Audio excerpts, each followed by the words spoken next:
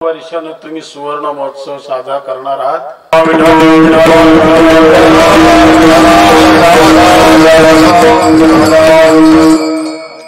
आज कशाचीच कमी नाही, गाणारे आहेत, वाजवणारे, स्पीकर आहे, रोज आम्हाला आवाज वाढवायला सांगतोय, तुला 3 वेळेला कमी करायला सांगायला लागलाय। आणि हे काल भैरवांचं असणारं स्थान पवित्रम पवित्र वा मंगलानांच मंगलम, यही एक पुरातन असणाऱ्या सगळ्यात अगोदर ज्यांनी हे सप्ताहाचं रूप लावलं असेल त्यांना शतशः प्रणाम।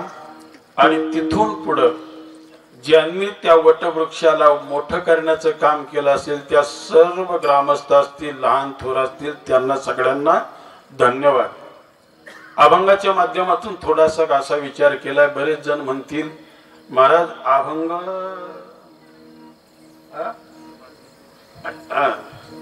आणि एक काम केलं, कोणालाही मोबाईल काढायला लागला नाही, सगळ्यात जमेची बाजू, बरोबर ना? आज काय झालेलं, कीर्तनकारांना अभंग काढला का प्रत्येकाचा मोबाईल बाहेर निघतो।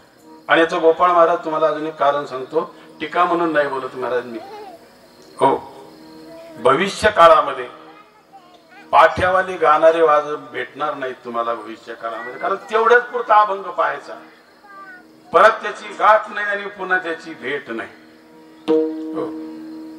एक दुसरा गोष्ट, 2 कारण, रात्री आपण अभंग ऐकून आलेल्या टाळकरी सोडून खालच्यांनी सांगायचा कोणता होता?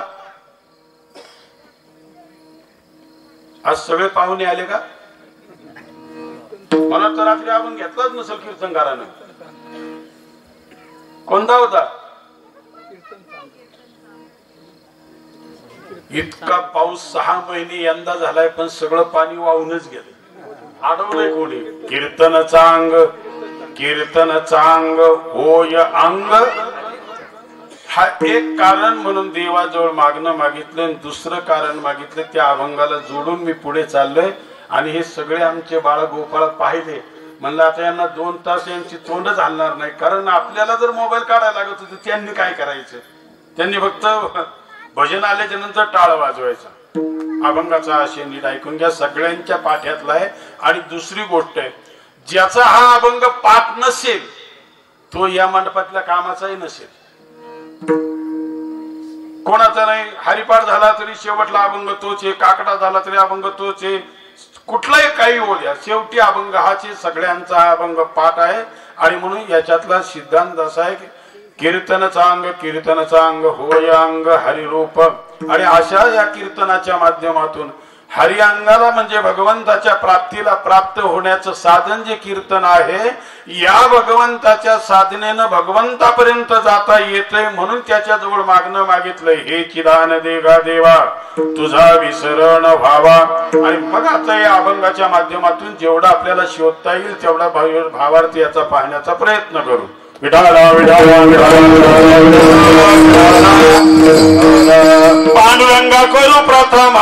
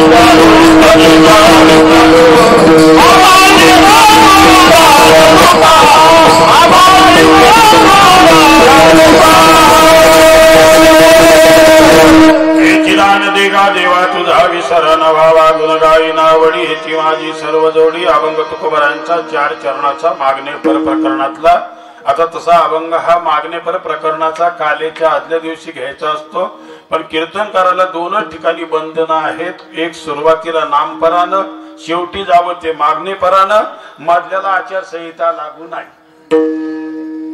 काय राजाराम महाराज?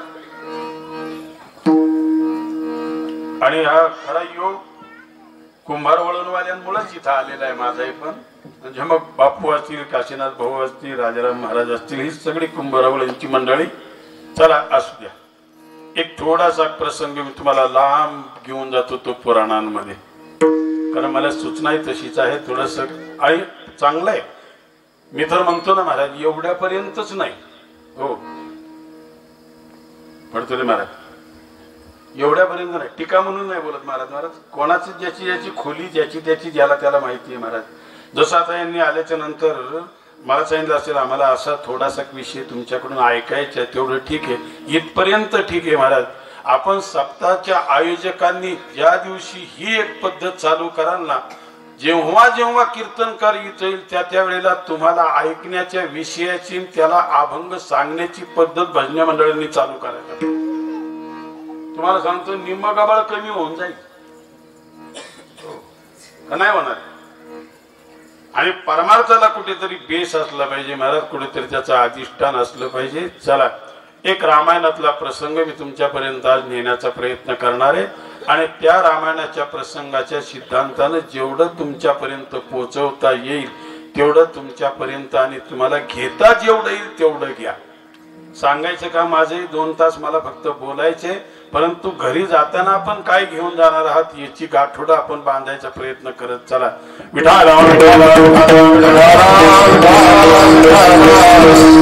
सगळं आपल्या जवळ असतं महाराज. मी रामायणात जायच्या अगोदर 1 मिनिटाकरता महाभारतात जाऊ का? 1 मिनिट बरं का. सगळ्यांना माहिती असलेला दृष्टांत, सगळ्यांना माहिती असलेला. बघ तुम्ही, कौरव पांडवांचं युद्ध होण्याच्या अगोदर बघा कोणाच्या डोक्यात बसते का, जेव्हा कौरव आणि पांडवांचं युद्ध व्हायचं त्याच्या अगोदर बऱ्याच घडामोडी झाल्या. मग पांडवांपर्यंत द्यूत खेळला गेले, द्रौपदीला विवस्त्र करण्याचा प्रयत्न केला, भीमाला विष घालण्याचा प्रयत्न केला. भगवान श्रीकृष्ण 5 गावं मागायला गेले तरी पण त्याला ती दिली नाही. हे सगळं झालं महाराज. त्याच्यानंतर महाभारताचं युद्धही झालं. पांडवांना विजय सुद्धा कृष्णाने मिळवून दिला. जे माहिती आहे त्याच्यात मी वेळ नाही घालवणार. एकच वाक्य कोणाच्या डोक्यात आजपर्यंत आलंय का बा? आणि मग द्रौपदीची साडी वगैरे सगळं त्यांनी पुरवलं, सगळं झालं. महाभारताचं युद्ध संपलं. धर्मराजा राजगादीवर बसले. आणि एक दिवस भगवान श्रीकृष्ण आणि पांडव आणि द्रौपदी राजमहालात बसले होते. आणि मग भगवान श्रीकृष्णाला द्रौपदीने विचारलं, द्रौपदी कृष्णा मला बहीण मानतोस, सख्खी बहीण तुझी सुभद्रा आहे, तिच्यावर जेवढं प्रेम केलं नाही तेवढं तू प्रेम माझ्यावर केलंस. मागे पुढे उभा राहे सांभाळीत. म्हणलं आलो की नाही सांभाळायला? अरे आला ते सगळं खरं आहे, पण पार इज्जतीचा पंचनामा झाल्यावर साडी द्यायला आलास ना. सगळं काही केलंस तू, सांभाळलंय आम्हाला. पण एवढा आटापिटा, एवढा वनवास, एवढा अज्ञातवास, हे सगळं किती भोगायला लागलं तू आमच्या संगतीला असताना सुद्धा. तेव्हा भगवान श्रीकृष्णाने एक वाक्य उच्चारले, आयुष्यामध्ये तेवढं ठेवा ध्यानामध्ये.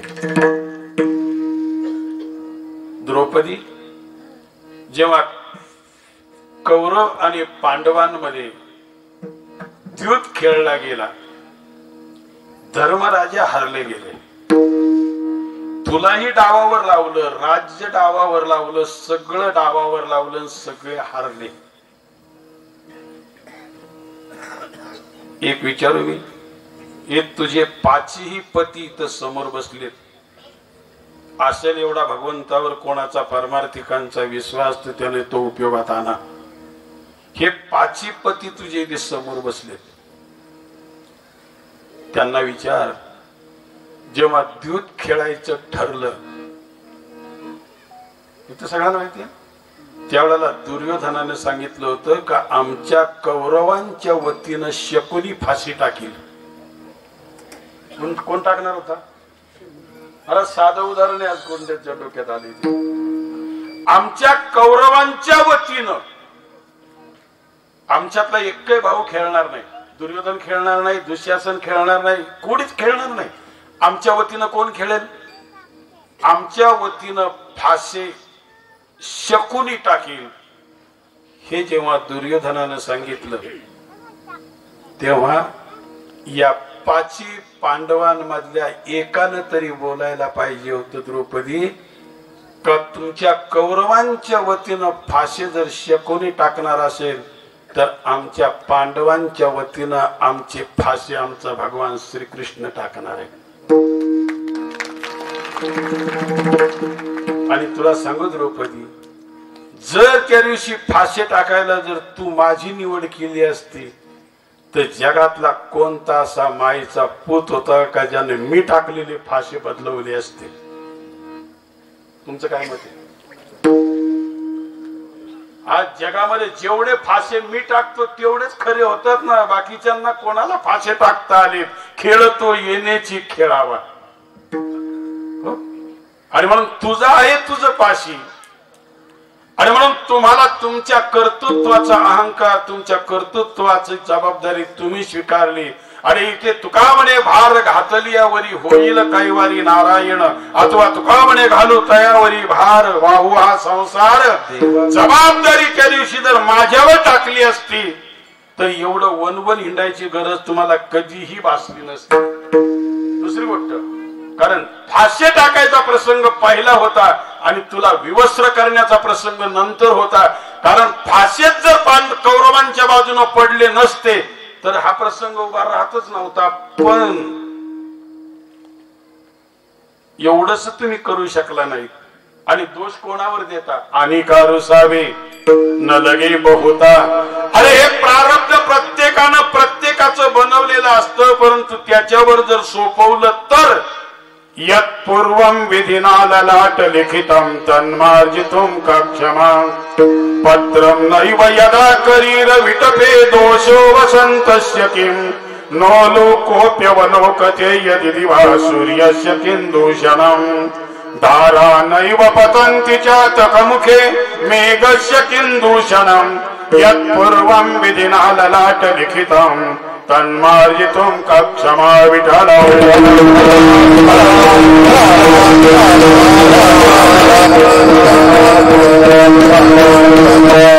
आता जाऊ मागच्या अवतारामध्ये. कृष्णाने सांगितलं मागच्या अवतारामध्ये मी राम होतो.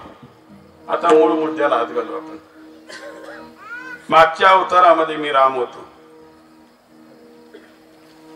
राम अवतारामध्ये माझा जन्म जो झाला तो राजा दशरथाच्या आणि कौसल्याच्या घरी नाम त्यांच्या उदरी.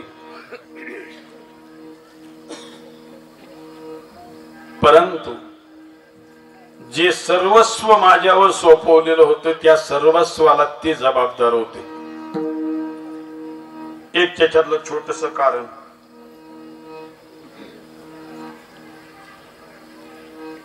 कोणाला माहित असेल नसेल, अजूनही थोडासा मागे जातो. राजा दशरथाचा जन्म किती लोकांना माहित नसेल. आणि एक दुसरी गोष्ट आहे महाराज, थोडासा अभ्यास करा. जेवढ्यांच्या महान लीला आहेत ना, जेवढ्यांच्या महान लीला तेवढ्यांच्या स्त्री आणि पुरुष यांच्या संयोगातून यांचे जन्म झालेले नाहीत. तुम्ही पहा, भगवान रामाचा जन्म जरी आपण म्हणतो भगवान रामाचे पिता राजा दशरथ होते, आई कौशल्य होती, पण खरं सांगा भगवान रामाचा जो जन्म झाला तो राजा दशरथ आणि कौशल्य दोघांचं अंग संग होऊन झाला का प्रसाद खाऊन झाला? हे तर मान्य करा. पाची पांडवांचा जन्म जो झाला कुंती आणि पंडू राजाचा अंग संग होऊन झाला का मंत्र बोलून झाला? कशाने झाला? द्रौपदी आणि धृष्टद्युम्न जे यज्ञातून निघाले का द्रुपद राजाच्या अंगसंगातून झालाय? यज्ञातून निघाले. माझ्या सीतामाईचा जन्म सुनयना आणि राजा दशरथाच्या अंग संगातून झाला का जमिनीतून झाला?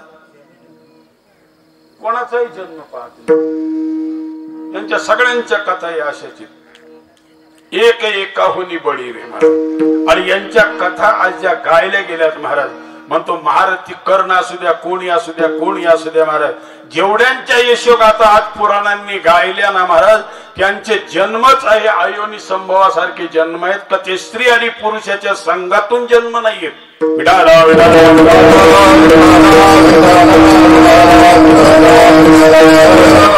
एवं लोकांना राजा दशरथाचा जन्म सुद्धा माहित नसेल. 10 मिनिटांमध्ये सांगतो आणि पुढे वळतो. राजा दशरथाच्या वडिलांचं नाव आहे आजराजा. आज राजांचं अर्ध आयुष्य गेलं आणि अर्ध आयुष्य गेलं तरी त्यांना मुलबाळ झालं नाही. आणि पुन्हा ठाऊ महाराज हे काही मला कारणच कळलं नाही. प्रभू हा खेळ दुनियेचा कशाला सांग केलासी. अभ्यास करा याच्यावर. जिथं खायला भरपूर आहे ना तिथं त्यांनी खाणारे दिले नाहीत. आणि ज्या झोपडपट्टीला खायला कमी तिथं राहायला जागा नाही का नाही येत बा तुम्ही.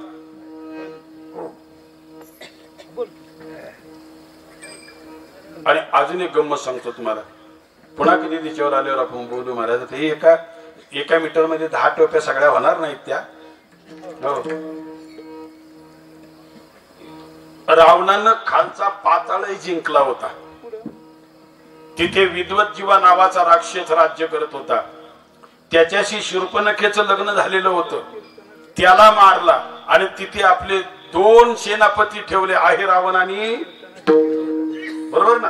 राम लक्ष्मणाला कोण घेऊन गेले होते ते आहे रावण. ते पाताळाचं राज्य करत होते. वर स्वर्गामध्ये गेला इंद्रजितानं त्या ठिकाणी इंद्राला जिंकला. तिथेही त्यानं राज्य केलं.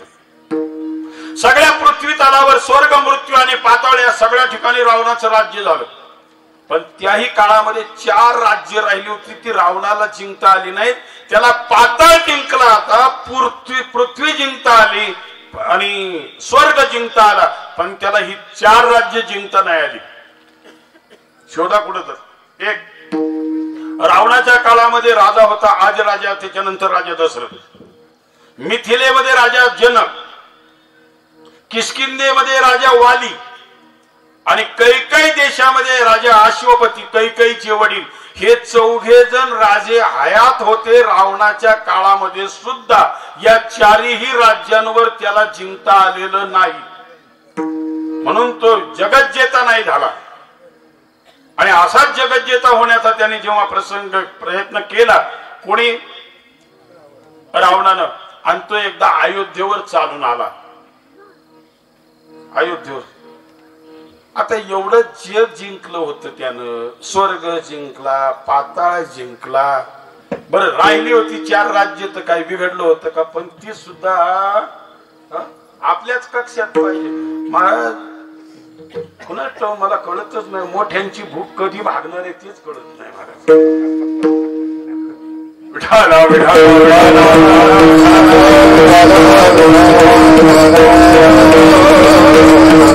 अरे महाराज छोट्यांच्या भूका फार छोट्या आहेत महाराज. तो तिथे आनंदानं जगतो. चला पुन्हा मध्ये एक उदाहरण देतो तुम्हाला. ज्यानं उभे आयुष्यभर भक्ती. आता इथं एवढा सप्ताह करायचंय. तुम्हाला गाणारे पाहिजे, वाजवणारे पाहिजे, पेटी पाहिजे, स्पीकरवाला चांगला पाहिजे, मंडप पाहिजे, तेव्हा तुम्हाला भक्तीचा आनंद घेता येतो. पण याच महाराष्ट्रामध्ये ज्यांना राष्ट्र संत म्हटलं जातं त्यानं एकाच खंजरीवर आपली भक्तीची गंगा जगभर नाही, देशभर नाही, विदेशात सुद्धा नेली. तुकडोजी महाराज. आणि मला त्याच्यातल्या कितीतरी लोकांना शाळेमध्ये ती कविता सुद्धा होती. राजा सजी महाली सौखे कधी मिळाली, ती सर्व प्राप्त झाली या झोपडीत माझ्या. भूमीवरी पडावे ताऱ्यांकडे बघावे, प्रभु नाम नित्य घ्यावे या झोपडीत माझ्या. दारे आणि तिजोऱ्या त्यातून होती चोऱ्या, दारास नाही दोऱ्या या झोपडीत माझ्या. येता तरी सुखे या, जाता तरी सुखे जा. येता तरी सुखे या, जाता तरी सुखे जा. कोणावरी न बोजा या सप्ताहात आमच्या. केवढा आनंद झोपडीत जगतो माणूस. महाराज झोपडीसारखा आनंद राजमहालात नाहीये. तुमचं काय मत आहे? हा, तरी पण हाय फाय आर्किटेक्ट कोण प्लॅन काढल्यात ना तुम्ही. महाराज एक विषय आहे महाराज. झाल्या मगाशी जेव्हा मी फडतऱ्यांच्या घरामध्ये बसलो होतो ना महाराज, ही घरं कधी पाहायला मिळतील परत पुन्हा. 4-4, 5-5 फुटाच्या भिंती आहेत महाराज, भिंती. येस, ज्याच्या भिंती भक्कम आहेत त्याच्या जीवनात भीतीच नाही महाराज. हो, तुम्हाला वास्तुशास्त्र बघायची गरजच नाहीये. आणि आताची वास्तुशास्त्रानुसार किती तुम्ही बांधा तरी तुम्ही तिथं सुखाने जगू शकणार नाही, कारण भिंतीला दमच नाही ना तिथं. हो, चांगला पाऊस चालला का आतून ओलावा इकडे येतोय का नाही येतोय. आणि त्या आर्किटेक्ट त्यांच्या कंत्राटदाराच्या नावाने बॉम्बा मारतात. तू प्लॅस्टर नीट नाही केलं, आमकं नाही नीट केलं, तमकं नाही नीट केलं. महाराज ते नाहीये. ज्याची कर्म सुद्धा चांगली आहेत ना, कबीरजी म्हणतात कर्म है अच्छे तो किस्मत तेरी दासी है, नियत है साफ तो घर में ही मथुरा काशी है. आणि मग तो रावण चालून गेला. या 4 ठिकाणी कधी आपण त्याच्यावर एक कीर्तन होईल सगळं. कुठे 4 ठिकाणं जिंकली नाहीत त्यानं. कोणती? अयोध्या, मिथिला, किष्किंधा आणि कैकई देश हे जिंकले नाहीत. आणि एकदा अयोध्येला चालून आला रावण. आणि आला तो आला एकटा. आणि मला खरं सांगू का, ज्याच्यामध्ये बाहुबल भरपूर आहे आणि ज्याच्यात हिंमत आहे ना, तो कधी गँगनी नाही हिंडत, तो एकटा हिंडतो. तुम्हाला असं कधी पाहायला मिळालं का जंगलात गेल्याच्या नंतर शेराने चांगली म्हणजे सिंहानं अथवा वाघानं एक टोळी तयार केली मग ती हल्ले करायला निघालेत. बघायचं असेल तर आमचे जुन्नर चालले. चला आता आंबेगावला जुन्नरला पाहत असाल ना तुम्ही काय चाललंय ते. रोजचा धिंगाणा चालू आहे ना महाराज. एकटा आला आणि आल्याच्या नंतर दरवाजावर गेला. कोणाच्या? अयोध्येच्या. सेवकांना विचारलं म्हणजे कुठे? तर राजा आज कुठे आहेत? आज म्हणले आज कुठे? ते म्हणले शिकारीला गेले. कुणाच ठाऊक महाराज. सगळ्या राजांना पहिल्या शिकारीचा नाद होता. राजा दशरथांनी श्रावण बाळ मारला, घरात मारला का कुठं मारला? शिकारीला गेल्यावर. पंडू राजांनी किंदम ऋषींना बाण मारला, कुठं मारला? शिकारीला गेल्याच्या नंतर. ह्या सगळ्या शिकारी नडलेले आहेत. कोणत्या दिशेला गेले? म्हणजे या दिशेला गेले. रावण तिथे गेला आणि त्यावेळेला दुपारची वेळ झाली होती. बारकाय नाही का? आणि मग राजा त्यावेळेला क्षत्रिय, वैश्य आणि ब्राह्मण या तिघांना क्षुद्र सोडून सगळ्यांना त्रिकाल संध्या करण्याचा नियम होता पहिला. प्रत्येकाच्या गळ्यामध्ये जानव असायचं आणि शिंडी असायची महाराज. हो, अजूनही तुम्ही पाहत असाल केवळ ब्राह्मण नाही तर गुरव आणि सुतारांच्या गळ्यांमध्ये सुद्धा तुम्ही जानवी पाहत असाल. कुठं? आणि मग तो त्रिकाल संध्या करायला रावण बसला. आणि रावण त्रिकाल संध्या करायला बसल्याच्या नंतर त्याला संध्या वगैरे झाली. आता तुम्ही कधी जर पूजा केली असेल तर तुमच्या लक्षात येईल ब्राह्मण 3 वेळेला पहिलं पाणी प्यायला देतो. तुम्हाला देतो की नाही? देतो ना.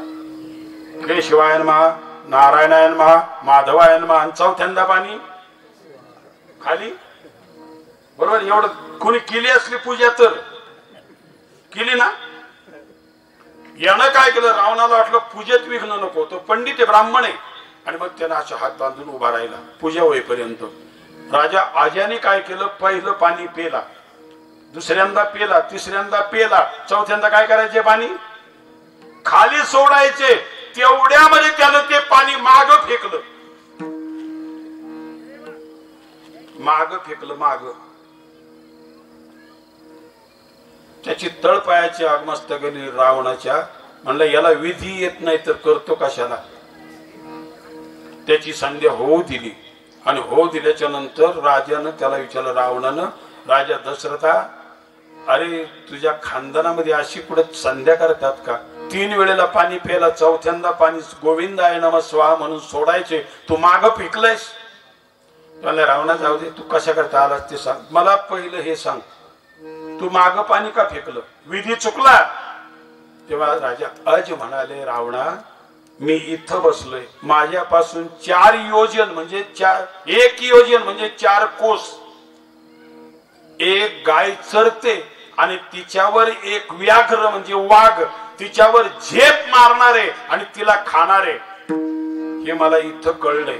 मी उठावं, धनुष्य घ्यावं, बाण सोडावा, तेवढ्यामध्ये तो त्या गायीला मारणारे. त्याच्या अगोदर मी संकल्प केला, पाणी इकडून फेकलं आणि त्या पाण्याचे शितोडे झाले आणि शितोडे झाल्याच्या नंतर तो वाघ मरून पडला, गाय वाचली. रावण म्हणला एवढा गोळ्याने दूध पिणारा मी नाही, म्हणजे मी गाय इकडे बघायला जाणार आणि तू इकडे घरून पळून जाणार. तो म्हणला एक काम कर, तू परत येईपर्यंत मी मांडी सुद्धा मोडणार नाही, हा आमच्या खानदानाचा नियम आहे, दिलेलं वचन न मोडण्याचा. रघुकुल रीत सदा चली आई, रघुकुल रीत सदा चली आई, रघुकुल रीत सदा चली आई,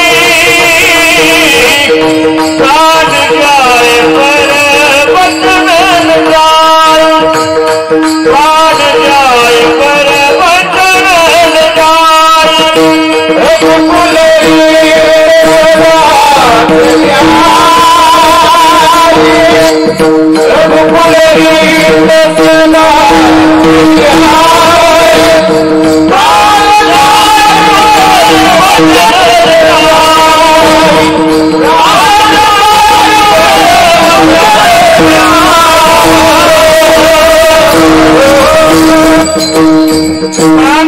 पण मी तोपर्यंत जागा सोडणार नाही. रावण गेला, रावण गेल्याच्या नंतर त्याने पाहिलं त्या वाघाच्या अंगात इतके बाण शिरले होते, फेकलेल्या पाण्याचे जेवढे शितोडे झाले तेवढे बाण झाले, तेवढे वाघाला लागले, वाघ मरून पडला, गाय चरत होती. आणि रावण परत आला. आज राजा बसलेलेच होते आणि बसलेले असताना त्याने सांगितलं, रावणा वाघ मेला का जिवंत आहे? तो म्हणला वाघ मेला. किती बाण लागले? म्हणला तुझे फेकलेल्या पाण्याचे जेवढे शितोडे झाले तेवढे बाण झाले, तेवढे वाघाच्या अंगात बसले. आणि मग आज राजाने विचारलं, बोल आता कशासाठी आलता सांग. कशासाठी आलता? रावण म्हणला काय नाही, उगी चालतो आलतो लढायला. आता त्यांनी साधा विचार केला, यांनी न बघता नुसतं पाणी फेकलं तर त्याचे शेकडो बाण तयार झालेत आणि त्याच्यात वाघ मेलाय. आणि याच्या समोर जर लढायचं म्हटल्याच्या नंतर मंदोदरीचं कुंकुत पुस नाही, दुसरं काय त्याला काही नाही, असा चालतो उगच. आणि रावण तिथून गेला. त्यानं निश्चय केला, बस आता पुन्हा वाकड्या नजरेनं अयोध्येकडे बघायचं.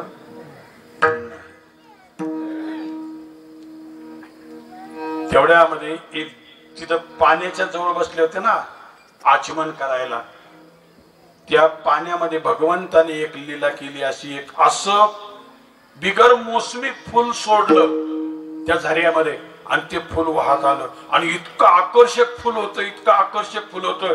आज राजाला ते घ्यावंसं वाटलं. आणि मग आज राजाला घ्यावंसं वाटल्याच्या नंतर महाराज आज राजा आपलं वस्त्र वर केलं आणि त्या पाण्यात शिरले. ते जोरात जोरात, तुम्ही पहा नदीपेक्षा ओढ्याचं पाणी जास्त खळखळीनं वाहतं जोरात. राजा दशरथ पुढे गेले, ते फुल आणखीन पुढे गेलं, पुढे गेलं, पुढे गेलं, पुढे गेलं. तेवढ्यामध्ये आकाशवाणी झाली, राजा दशरथा या आज राजा हे फुल तुझ्या हाताला येणार नाही, कारण अजून तुला पुत्र प्राप्ती नाही आणि त्या पुत्र प्राप्ती नसलेल्याला जर स्पर्श झाला तर हे फुल लोप पावेल. तेवढी खंत मनामध्ये आली आणि आज राजा घरी आले, झोप नाही आली आणि भगवान शिवाच्या मंदिरात गेले. निश्चय केला का बस आता मला पुत्र प्राप्ती झाल्याशिवाय मी शंकरापासून उठणार नाही. भगवान शंकरानं धर्मराजाला आज्ञा केली. धर्म म्हणजे प्रत्यक्षात धर्म, धर्माची तू मूर्ती, पाप पुण्य तुझे सगळे प्रमाणे. माझ्याकडे वेळ नाही म्हणून आज तुम्हाला सुट्टी देते जराशी आता. हो.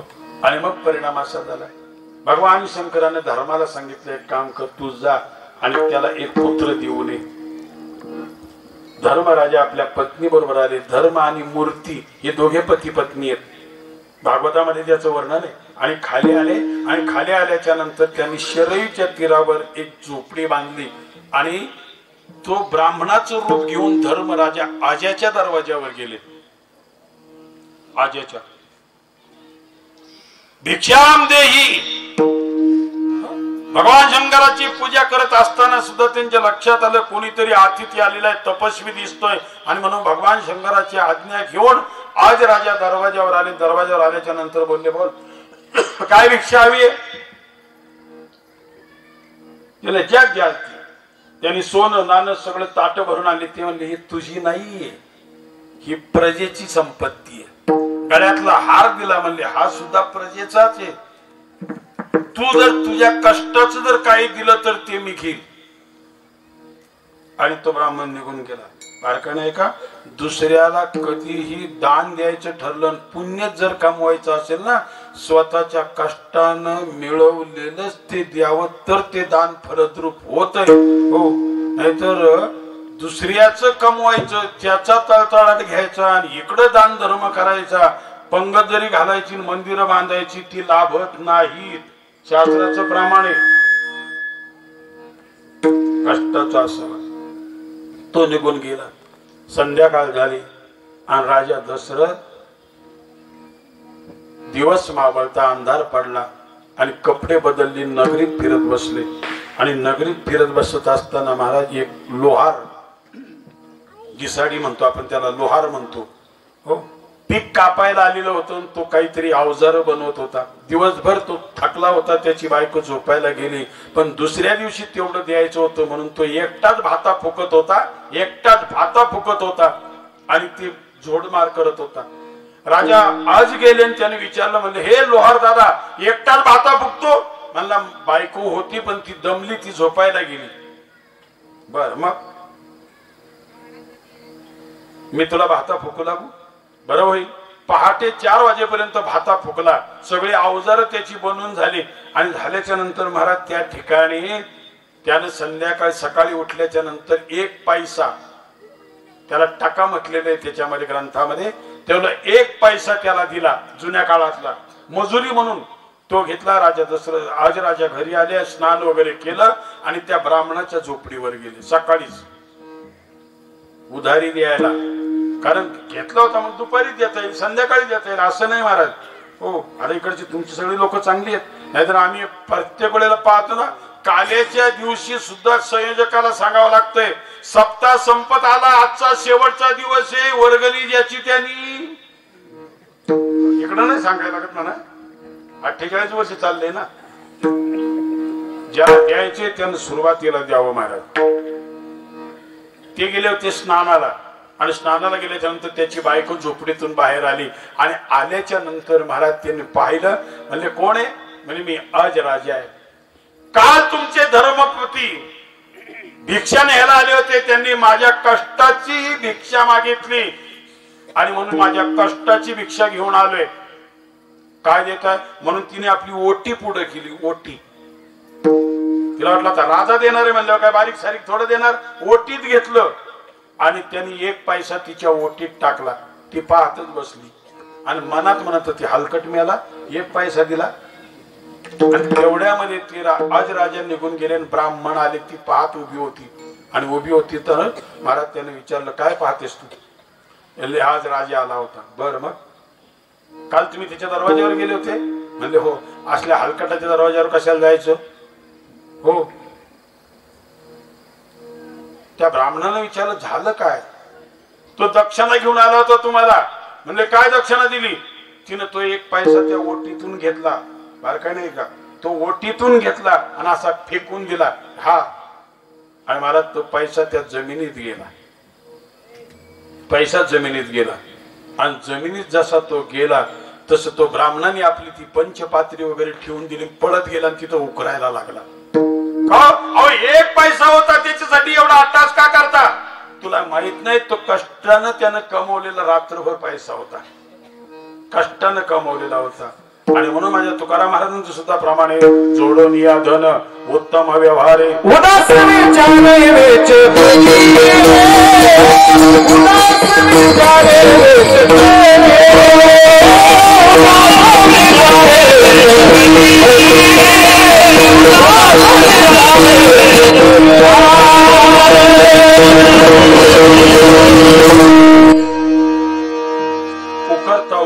उकरता त्याच्यातून एक सोन्याचा रथ आला वर. नीट आहे का? सोन्याचा. आणि तो रथ आला तसाच स्वर्गात निघून गेला. परत उकरला, दुसरा रथ निघाला, तिसरा निघाला, चौथा निघाला, सगळे स्वर्गात गेले. 9 रथ स्वर्गात गेले. आणि या 10व्या रथावर सोन्याचा निघाला. आणि सोन्याच्या रथावर एक बालक होतो, बारीक छोटस नवजात बालक. आणि ते त्या खड्ड्यातून जसं निघालं तो रथ स्वर्गात नाही गेला, तो स्थिर राहिला. कारण भगवान शंकराची आज्ञा होती त्याला पुत्र प्राप्ती करून दे. तो रथ आणि ते पोरग घेतलं आणि आज राजाच्या दरबारामध्ये तो ब्राह्मण गेला.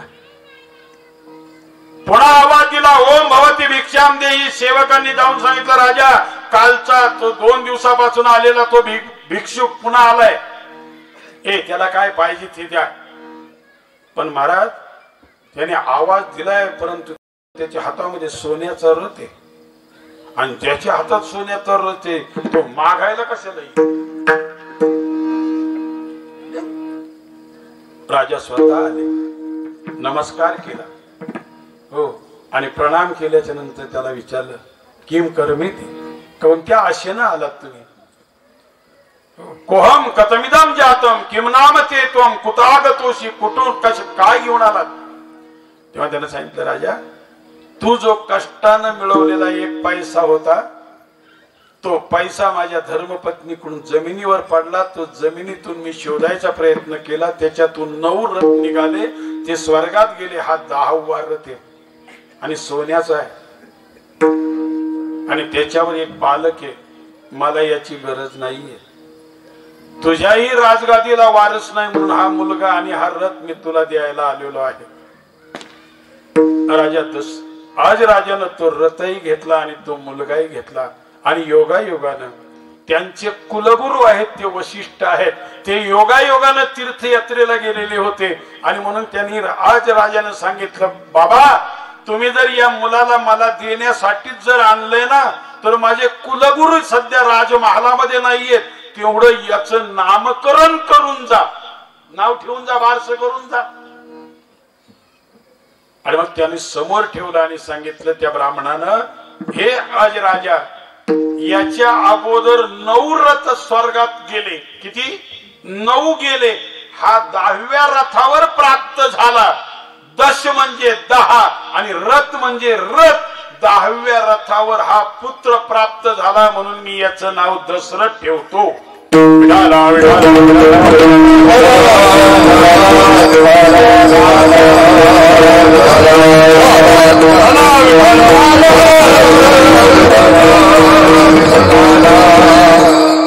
आता पुढे आज राजा गेल्याच्या नंतर राजा दशरथ राजगादीवर आले. राजगादीवर आल्याच्या नंतर पुढे त्यांचं कौशल्य बरोबर विवाह झाला, सुमित्रे बरोबर झाला. आणि नंतर अर्धा आयुष्य राजा दशरथाचं झालं, तरी राजा दशरथाला मुलबाळ नाही. परंपरा हो. एखाद्याला डायबिटीज झाल्याच्या नंतर डॉक्टरकडे गेल्यावर डॉक्टर पहिला विचार, तुमच्या वडिलांना होती का? घरात कोणाला डायबिटीज होती? याला काय म्हणतात?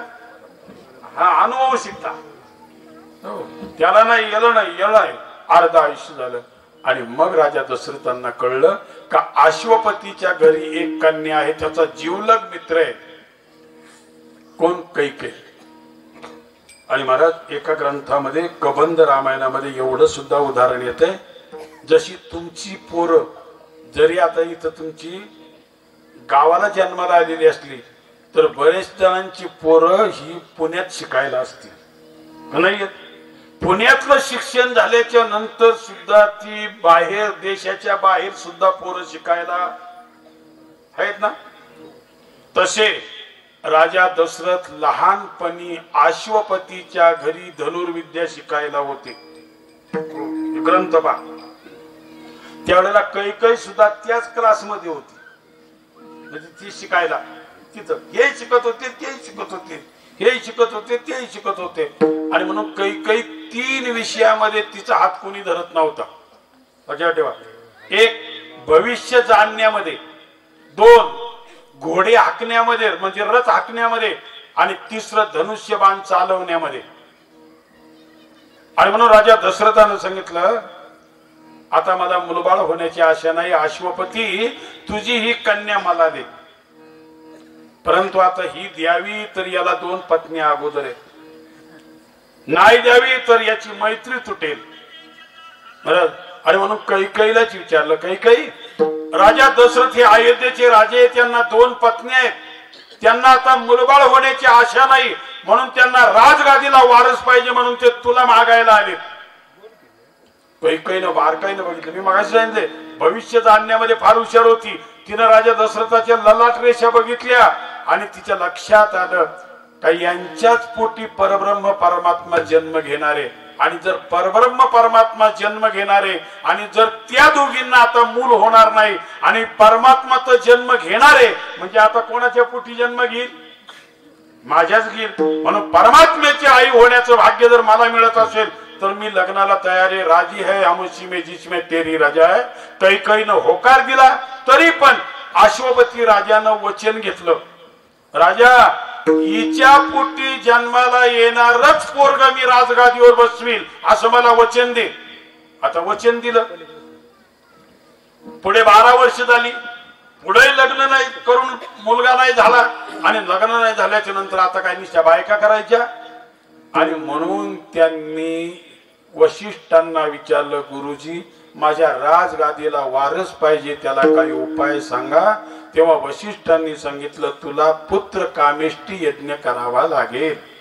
म्हणले गुरुजी करा ना, गुरुजी करा ना.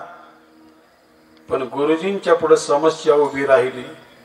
राजा दशरथाला बायका किती? हा, आता हे तुमच्या गाथ्यातलं नाही माथ्यातलं विचारतोय. जर एखाद्याच्या घरी पूजा घालायची ठरली आणि एखाद्याला जर समजा जर 2 बायका असतील, पूजा घालायची ठरली, वास्तुशांती आहे, सत्यनारायण आहे, वगैरे वगैरे वगैरे, आणि त्याला जर 2 बायका असतील तर इमानदारीत सांगा, पूजेला थोरली बसल का धाकटी बसल? कोण म्हणत धाकटी? किती जरी आवडती असली ना तरी पूजेचा अधिकार थोरलीचा. नीट समजून घ्या, यज्ञ कशासाठी चाललाय? मुलासाठी, बरोबर ना? मुलासाठी कोणाला केली? कैकई. मग आता इथं कोणाला बसवायचं पूजेला? कौशल्येला बसवलं पाहिजे हे धर्मशास्त्र सांगतं, आणि कैकईला बसवलं पाहिजे हे वचन सांगते. हे जरी राजा दशरथाला नाही कळलं तरी धर्म मी जाणतोय ना. आणि लक्षात ठेवा महाराज, मागाच्याच विषयावर परत गेलोय आपण फक्त. हो, आता साधी गंमत आहे, साधी गंमत आहे. इथं ही पोरं खेळत असतील, एखादा सर्वसाधारण पोरग गेलं, त्यांना 2 थापडी मारल्या आणि ती पोरं गप्प केली. उद्या सकाळी सुद्धा इथं तुम्हाला पारायणाला याला त्याला त्रास होतोय. तुमच्यासारखा सभ्य माणूस जर गेला आणि त्या पोरांना जर 2-3 थापडी दिल्या तर त्याची आई वडील तुमच्याशी भांडायला येणार नाहीत, पण एवढं निश्चित म्हणतील, मारामारी केली त्या पोरांनी, त्यांना तुम्ही मारलं, ती पोरं होती तुम्ही. हा, त्यांना काही समजत नव्हतं, तुम्हाला तर समजत होतं की नाही? धर्माची मर्यादा जर मी तोडू, नीट ऐका गोपाळ महाराज, धर्माची मर्यादा जर मी तोडू तर त्याचं प्रायश्चित्त मला भोगावं लागेल. आणि म्हणून राजा वशिष्ठ दशरथाच्या समोर वशिष्ठांनी अंग काढून घेतलं आणि ते शास्त्र शुद्ध अंग काढलं. हा यज्ञ मला करता येणार नाही. वशिष्ठाला येत नव्हतं. आता खरंच सांगू, यांना परत शेवटची दिंडी असेल ना, आहे ना दिंडी, आणि यांना जर तुम्ही म्हणलं चला महाराज दिंडीला, ते म्हणजे नाही मला दिंडीतला पखवाज नाही वाजवता येत. एकांच्या गाडवाला मान्य होईल ना, खरं सांगा तुम्ही. ते जर उद्या म्हणले मला दिंडीतला पखवाज वाजवता येत नाही, मी काय दिंडीला येत नाही, वाजवता येत नाही का वाजवायचा नाही म्हणून बहाणा केलाय. साधक नाही ते. वशिष्ठाला यज्ञ येत नाही. अरे खानदानी ना, खानदानाचे कुलगुरु आहेत महाराज ते. हो, कधी पाहिलंय बारकाने विचार तुम्ही. वशिष्ठांचा पुत्र शक्ती, शक्तीचा पुत्र पराशर आणि पराशरांचे पुत्र व्यास आणि त्याच व्यासांचे पुत्र आहेत शुकदेवजी महाराज. का ज्या व्यासांनी सगळे ग्रंथ लिहिले त्यांचा आजोबा पंजोबा, आणि त्याला येत नाही का? इथं त्यांनी शास्त्र सांभाळलं. आणि म्हणून महाराज मगाशी विषय होता, ज्यांनी धर्माच्या मर्यादा तोडल्या त्यांच्या मर्यादा आता लोक तोडायला लागलीत आणि दिवसा ढवळ्या शिव्या घालायला लागलीत. हे समजणे वाले काही इशारा काफी. विठाला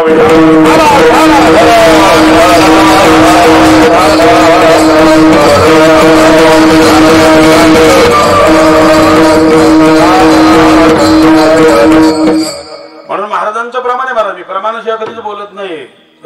कदापिही नोहे सीमा उल्लंघन केले विसर्जन हवणीच पारिखा तो आता झाला तुझा ठाव दृढ केला भाव हे कविद. आणि मग डोकं चालवलं. काय म्हणले गुरु राजा दशरथा, तुला मुलगा व्हावा त्याच्याकरता मला आणि अरुंधतीला इतका आनंद झालाय म्हणून आम्हीच दोघे यज्ञाला बसणार यजमान म्हणून.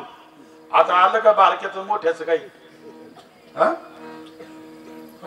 तुम्ही समजा एखाद्याच्या हातून माळ घातलेली असेल, तुमचा एखादा गुरु असेल आणि महाराज तुम्ही एखादा आळंदीमध्ये थोडीशी जागा घेतली असेल आणि आमचे मारुती बाबा कुरेकर जर तेवढ्यात आले, भूमिपूजन होताना नारळच फोडायचा राहिला आणि तुमच्या हाताने फोडायचा होता आणि मारुती बाबा आल्यावर खरंच सांगा तुमचा आनंदला काय पारावर राहील का? आणि तुम्ही नारळ कोणाच्या हातात द्या? पण बाबाला म्हणणार बाबा एवढा नारळ फोडीस तर थांबा तिथं म्हणून. केवढं अहो भाग्यम ना त्यांच्या हाताने. माझ्यासाठी जर तुम्ही यज्ञाला बसत असाल पण यज्ञ करणार कोण? वशिष्ठांनी बहाणा केला मर्यादा तुटू नये म्हणून. मला हा यज्ञ करता येणार नाही. पुत्र कामेष्टी यज्ञ तोच करू शकतो ज्यानं गृहस्थीच्या घरचं अन्न खाल्लेलं नाही. फक्त आणि फक्त कंदमुळावर जो जगला तोच हा यज्ञ करू शकतो. आणि आजही तुम्हाला मी चॅलेंज देतो, रेकॉर्डिंग होतोय महाराज. आज कितीतरी कोट्याधीश लोकांच्या घरामध्ये लेकरं नाही येत. आज त्यांना यज्ञ करणे इतका पैसा त्यांच्याकडे नाही असं समजू नका. त्यांनाही यज्ञ केल्याच्या नंतर मुलगा होईल हे तितकंच खरंय. पण आज केवळ कंदमुळावर जगलेला यज्ञ करायला ब्राह्मण कोण भेटल? हो, कारण ब्राह्मण आता टिकाव आहे महाराज ही कदाचित. हो, ते फक्त आता गृहस्थीच्या घरचं नाही, ते आता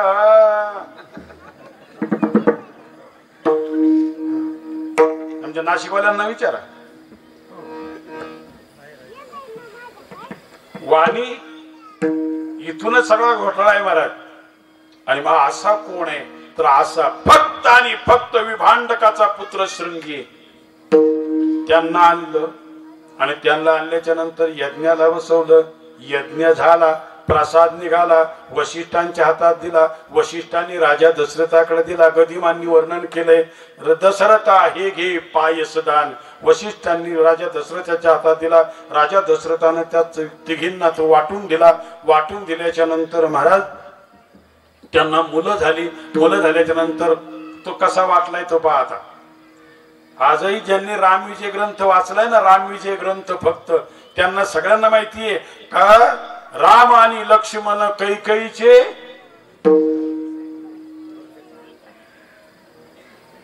दोघं आहेत ना, हे माझ्या सुमित्रेचे. कैकेयीचा एकटा भरत आहे, कौशल्याचा एकटा राम आहे आणि भरत आणि शत्रुघ्न आणि लक्ष्मण हे सुमित्रा मातेचे दोन आहेत. लक्षात ठेवा. पुढे ही मुलं लहानाची मोठी झाली आणि काय झालं होतं, एक दिवस याही लग्नाच्या अगोदर, मुलं होण्याच्या अगोदर राजा दशरथाला एकदा स्वर्गातून निमंत्रण आलं. राजा दशरथाला स्वर्गातून निमंत्रण आलं इंद्राचं. शंभरासूर नावाचा राक्षस माजलेला आहे,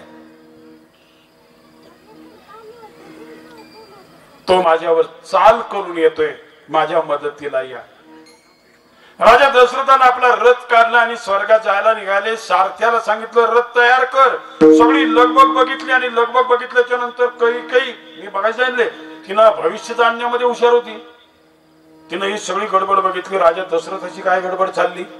आणि मग तिनं पाहिलं आणि दशरथांच्या जवळ गेली. म्हणले महाराज काय गडबड आहे. ते म्हणले राजा दशरथ त्यांनी सांगितलं काही शंभरासूर नावाचा राक्षस आलेला आहे आणि तो इंद्रावर चालून गेला, इंद्रानं मला मदतीला बोलवले.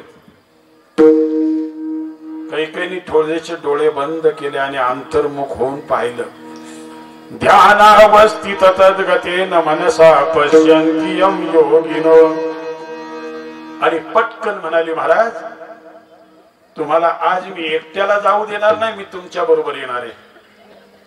का अगं अनेक वेळेला मी एकटा जातो, तू का घाबरलीस की काय. नाही म्हणले मी तुमच्या बरोबर येणार आहे. भविष्य जाणलं होतं आणि हट्ट करून काही रथात बसून स्वर्गात गेली. तो जो रथ होता ते मी मग सांगायचं राहिलो ना, तो राजा दशरथाला सांगितलं होतं आज राजाला, हा रथ तुझा कुठेही जाईल, पाताळात जाईल, स्वर्गात जाईल, कुठेही जाईल. आणि तो वर गेला. शंभरासुराबरोबर युद्ध झालं. काही माग बसली होती, पण युद्धामध्ये दोन घटना घडल्या. शंभरासूर समोरून होता आणि राजा दशरथ इकडून होते. इंद्र बाजूला होता. त्यानं एक बाण मारला आणि राजा दशरथाचा सारथी मारला. आणि जसा सारथी मारला त्याचं हे डोक्यात होतं का एकदा का घोड्यांचे लगाम मोकळे झाले का घोडे सैरावायला पळतील आणि राजा दशरथाची पाठ माझ्याकडे झाली की मी त्याला बाण मारेल मागून. तेवढ्यामध्ये सारथी मारलेला पाहिल्याबरोबर काही पाठीमागून पुढे आली आणि घोड्यांचे रथ आपल्या हातात धरले लगाम. इंद्रानं पाहिलं, अरे राजा दशरथाचा सारथी मारलाय. काही घोडे आखते आपल्या रथावरचा कुशल एक सारथी कुशल राजा दशरथाच्या रथावर बसवला आणि बसवल्याच्या नंतर काही मागे येऊन पुन्हा बसली. मग त्यानं काय केलं माहितीये का, आता बऱ्याच लोकांना एवढंच माहितीये राजा दशरथाच्या रथाचा आक मोडला होता आणि कैकेयीने आपला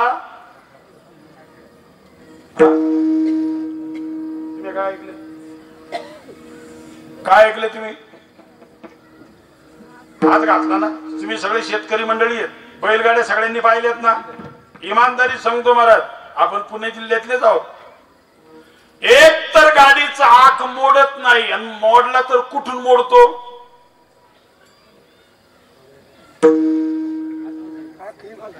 आखरीपासून, बरोबर ना. आणि आखरीपासून मोडलेला आक धरता येतो का. मग कैकेयीने धरला कसा. हा बाबा त्याच शास्त्रीय कारण असं आहे. या बेट्यानं काय केलं, शंभरासुरानं एक बाण मारला आणि तो आक असतो ना, तो आक ते चाक बाहेर जाऊ नये म्हणून त्याला एक कुणी असते, आमच्याकडे त्याला कानखिळ म्हणतात. इकडे काय म्हणतात, कुणीच ना. कुणी कुणी कुणी म्हणतो, कुणी कुणी. त्याच्याही बाहेर 3 बोट आक असतो. तिथं त्या कैकेयीनं असा आतला हात धरला, हात घातला नाही नीट आहे का. इथं ते चाक यायचं, इथं थाटायचं आणि परत माघारी जायचं. युद्ध होईपर्यंत किती दिवस, रात्रंदिवस, डे नाईट मॅच चालली 27 दिवस. अगो बाबू, इथं 2 तास विना वाजवल्यावर लगेच पुढच्याची वाट पाहत येतो, कधी येतोय का नाही येते. 27 दिवस. आणि शास्त्रामध्ये 27 दिवस डे नाईट युद्ध जे चाललंय हे फक्त 2च ठिकाणी चाललंय. एक त्रेतायुगामध्ये चाललं ते माझ्या शंभरासुराचं आणि राजा दशरथाचं, आणि द्वापार युगामध्ये चाललं होतं समंतक मणी आणायला गेल्याच्या नंतर माझ्या भगवान श्रीकृष्णाचं आणि जामवंताचं. 27 दिवस रात्रंदिवस. शेवटी शंभरासुर मारला गेला आणि राजा दशरथानं आपलं धनुष्य खाली ठेवलं आणि मागं वळून बघितलं तर रथाचा हात कैकेयीचा. आणि मग कैकेयीला म्हणाले, कैकेयी आज तू मला 2 वेळेला वाचवलंस. नीट आहे का? फुकट कोणी कोणाला काही देत नाही. हो, त्यातल्या त्यात ह्या बाया तर इतक्या हुशार आहेत आमच्या इकडच्या, तुमच्या इकडच्या कसे आहेत मला माहित नाही.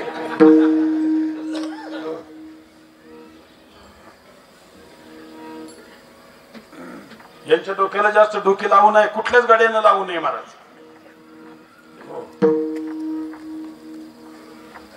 साधं साधं तुम्हाला घरातलं उदाहरण सांगू. घरातलं एखाद्या बाईकडे जर पाहुणे आले बर का, आणि जर तिच्याकडे पीठ कमी पडलं ना, तिच्या पोरीला सांगते जा त्या शेजारच्या काकूकून पीठ घेऊन ये. ती बिचारी पाहुणे आले म्हणून चांगलं पीठ असं भरून व्यवस्थित देते. पीठ पीठ बाजरीचं, ज्वारीचं, गव्हाचं, कायच असू द्या.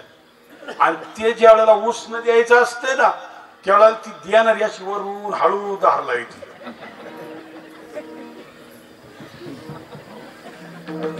डोकं लावायचंच काम नाही करायचं. आता तुम्हाला किती ह्यातले हसवण्यासारखे तर किती उदाहरणं सांगेल महाराज मी.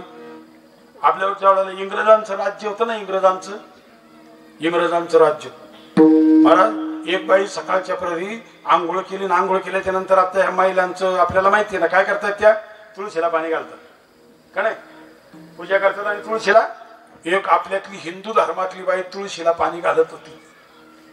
आणि ते आल्याच्या नंतर त्याने विचारलं, म्हणजे काय करतेस म्हणलं तू ही. अरे त्यानं ती इंग्रजीत विचारलं असेल म्हणा. ती म्हणली, ही आमची तुळशी माता आहे, तिची मी पूजा करते, तिला मी पाणी घालते. ही आमच्या हिंदू धर्मातली आमची आई आहे, तुळशी माता म्हणतो आम्ही हिला. तो इंग्रजाला थोडस वाटलं आणि त्यांनी ती तुळस उपाटली. त्या वृंदावनातून तुळस उपाटली. इंग्रज होता तो. अहो इंग्रज आहेत ते. भगतसिंग सारख्याला सगळ्यांना जर चांगल्या चांगल्याला फाश्या दिलं तर तुळस उपटायला काय हरकत त्यांना. आणि त्यांनी ती तुळस उपटली, तिच्या समोर अशी पाक चुरगाळून चुरगाळून चुरगाळून तिचा चोळा मोळा करून फेकून दिली बाईच्या डोळ्यात समोर. बाई पाहतच बसली.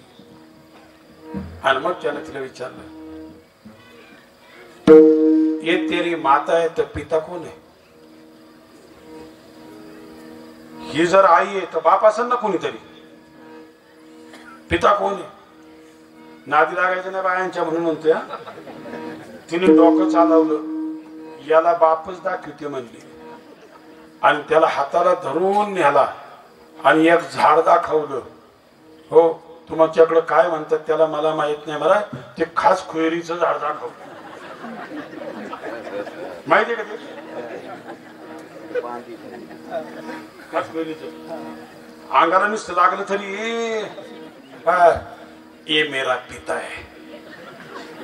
जसा बाप मानला तसं म्हटल्याच्या नंतर त्याला रागच आलेला होता महाराज. जशी तुळस उपाटली तसं त्याने ते खास खोयरीचं झाड उपाटलं गोपाळ महाराज. आता उपाटल्याच्या नंतर ते उपटीपर्यंत सगळ्या अंगाला लागलं. आणि त्याच्यानंतर त्याचा काकडा सुरू झाला.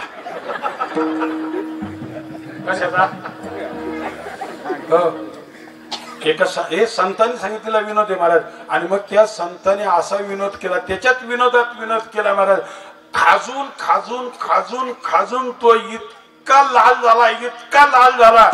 तोपर्यंत म्हणतात इंग्रज काळे होते, पण तेव्हापासून ते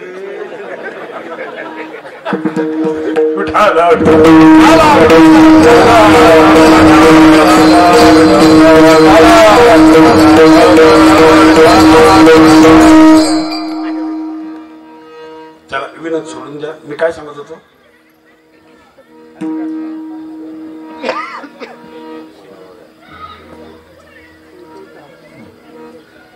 मला तू 2 वेळेला वाचवलंस म्हणून मी तुझ्यावर इतका प्रसन्न आहे, इतका प्रसन्न आहे. मी आज तुला 2 वर देतो. एक सार्थ केल्याचा आणि दुसरा आग धरल्याचा. दोघांच्या मोबदल्यात 2 आहेत. लक्षात ठेवा. पण भविष्य जाणे माझी पहिल्यापासूनची वाक्य ध्यानात ठेवा. भविष्य जाणण्यामध्ये इतकी हुशार असल्यामुळे तिने सांगितलं, मला आत्ताच नको, मी एफडी करून ठेवते. आणि महाराज जेवढ्या आई बापांनी आजपर्यंत एफड्या करून ठेवल्यात त्या सप्त्याला द्यायला का पोरा बाळांसाठी ठेवल्यात? पोरा बाळांसाठी ठेवल्यात ना. तिला माहितीये पोरांना कामाला येणार आहे, ती एफडी ठेवली होती. राजा दशरथ आता तिथून निघाले, सारथी मारला होता आणि राजा दशरथ आणि कैकेयी निघाले आणि खाली आले. योगायोगाने त्यांचा जो रथ होता तो अयोध्येला उतरायच्या ऐवजी उतरला किष्किंधेला, उतरला वालीच्या बगीच्यामध्ये. आणि वालीच्या बगीच्यामध्ये वालीचा असा नियम होता का माझ्या बगीच्यामध्ये माझ्या परवानगीशिवाय कोणी उतरायचं नाही. वाली आला, कोण तुम्ही? आणि तेवढ्यामध्ये काय झालं, राजा दशरथाला 27 दिवस थकल्यामुळं बसल्याबरोबर थोडीशी झोप लागली आणि आल्याबरोबर त्याने विचारलं, कोण तुम्ही? कैकेयी म्हणाले, मी राजा दशरथ आहे आणि त्यांची धर्मपत्नी आहे. मी अयोध्येचे राजे, स्वर्गामध्ये गेलो होतो. लक्षात ठेवा. आता याच्यात आणखीन फार खोल अर्थ आहे, परंतु तुम्हाला सांगत नाही, तो कळणार पण नाही. महाराज कैकेयीने सांगितलं, स्वर्गात कशाला गेलते? कैकेयीने सांगितलं होतं, तुझ्याच बापाच्या मदतीला गेलो होतो. वालीचा बाप इंद्र आहे महाराज, सुग्रीवाचा बाप सूर्य. तो म्हणला, पण माझ्या परवानगीशिवाय इथं बगीच्यामध्ये थांबता येणार नाही. अरे पण थोडा वेळ थांबणार आहेत आम्ही, थोडा वेळ, आणि जाणार आहेत आम्ही.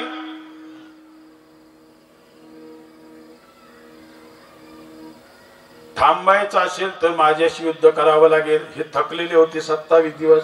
आणि अजून एक तुम्हाला सांगतो, वालीनं 1000 वर्ष तपश्चर्या केली होती, भगवंताला प्रसन्न केला होता आणि त्यांनी वर मागितला होता, जो कोणी माझ्या समोर युद्धाला येईल त्याची अर्धी शक्ती माझ्यात येणार, म्हणजे वालीच्या समोर गेलेला निस्तेज होणार. आज राजा दशरथ लढू शकत नव्हते. मग जर ते लढणार नसतील तर हारले म्हणून त्यांचा मुकुट मला दे. कसं शक्य? मुकुट द्यायचं म्हणजे काय? कितीतरी उदाहरण आहेत. एक सांगतो तुम्हाला, पृथ्वीराज चव्हाणाला जेव्हा गजनीला नेऊन पकडला आणि नेला ना महाराज, त्याचा एक भाट होता. भाट, त्याचं नाव आहे चंदाराम नावाचा भाट. परंतु तो तिथे पृथ्वीराज चव्हाणाला सोडवायला गेला, परंतु समोरच्या बादशाह समोर तो झुकला नाही. त्याला कोणीतरी सांगितलं, म्हणले अरे सगळे सगळे मोठमोठे दिग्गज याच्या पुढे झुकतात आणि तू झुकला नाही.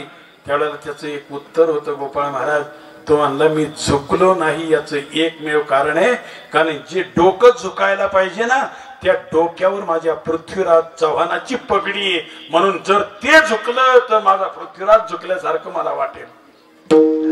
केवढं सांभाळलं असेल यांनी. नाही देणार मी मुकुट. आणि तेवढ्यामध्ये राजा दशरथ जागे झाले आणि विचारलं, कैकेयी कोणाबरोबर बोलतेस? म्हणले या बगीच्याचा वाली मालक. काय म्हणतोय? एक तर म्हणतो माझ्याशी युद्ध करा, नाहीतर माझा राजमुकुट द्या. बरं मग राजा दशरथाने विचारला, नाहीतर ही तुझी सुंदर बायको ही मला दे आणि अयोध्येला मोकळा जा. तुम्हाला प्राण गेले तरी चालतील, परंतु मी कैकेयी नाही देणार. मग तेवढ्यामध्ये राजा दशरथ युद्ध करतील म्हणून तिनं तो टोप उचलला डोक्यावरचा राजमुकुट आणि तो वालीकडे दिला आणि म्हटले की हात तू घे. पण लक्षात ठेव, आमच्या घराण्याची एक परंपरा आहे, ज्या वेळेला एक राजा निवृत्त होतो, नीट आहे का, एक राजा निवृत्त होतो त्यावेळेला हाच मुकुट राजपुत्राच्या डोक्यावर ठेवला जातो. जेव्हा माझ्या मुलाला राजगादीवर बसवायचं ठरेल तेव्हा हाच मुकुट लागेल आणि हा मुकुट पुन्हा नेण्यासाठी माझे पती राजा दशरथ येणार नाहीत. येईल तो माझा पुत्र येईल आणि केवळ मुकुट घेऊन नाही जाणार तर मुकुटाबरोबर तुझे प्राण सुद्धा घेऊन जाईल. त्याला सांगितलं होतं कैकेयीनं. महाराज तोपर्यंत रामाचा जन्मही झाला नव्हता, पण केवढं भविष्य सांगितलं तिनं. पुढे आता रामाला राजगादीवर बसवायचं ठरलं, मुकुट तिथंच राहिला आणि तिथंच राहिल्याच्या नंतर भगवान रामाला एक दिवस आई बाबांची चर्चा सुरू झाली, रामाला राजगादीवर बसवायचं, रामाला राजगादीवर बसवायचं.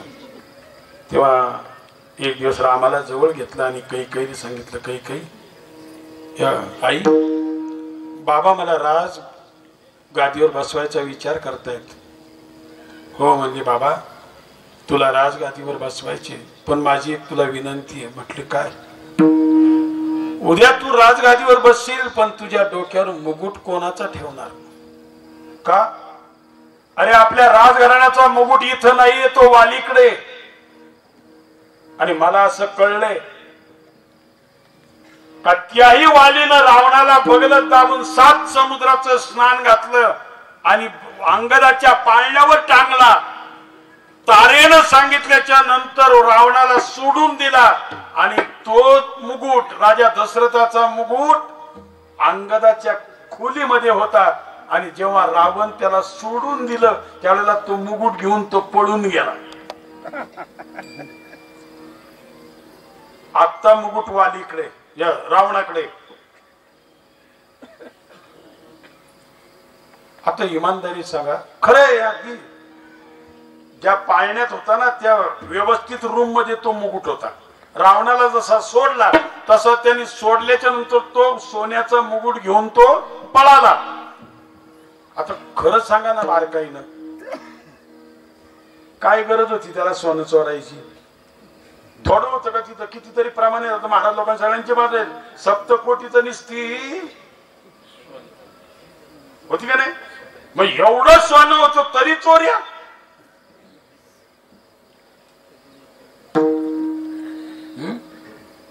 पुढचं नाही बोलत मी. त्यांची तोंड हालायला लागली ते म्हणजे मग इड्या मागे लागत येत.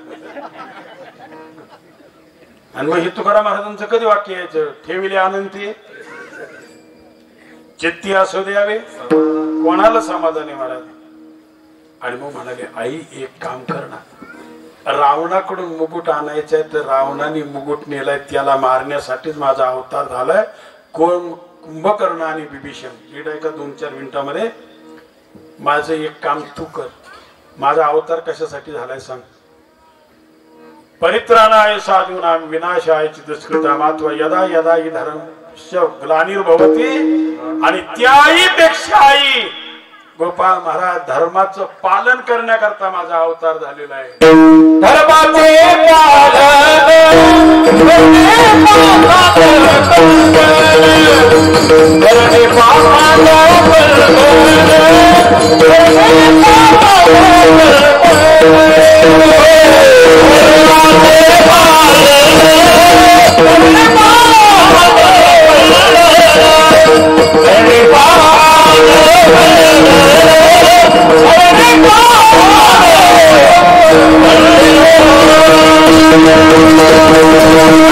धर्माचं पालन करण्याकरता, साधू संतांचं रक्षण करण्याकरता, विप्रदेन सुरसंत हित लीन मनुज अवतार यांचं रक्षण करण्याकरता मी अवतार घेतलाय, राजगादीवर बसण्यासाठी नाही.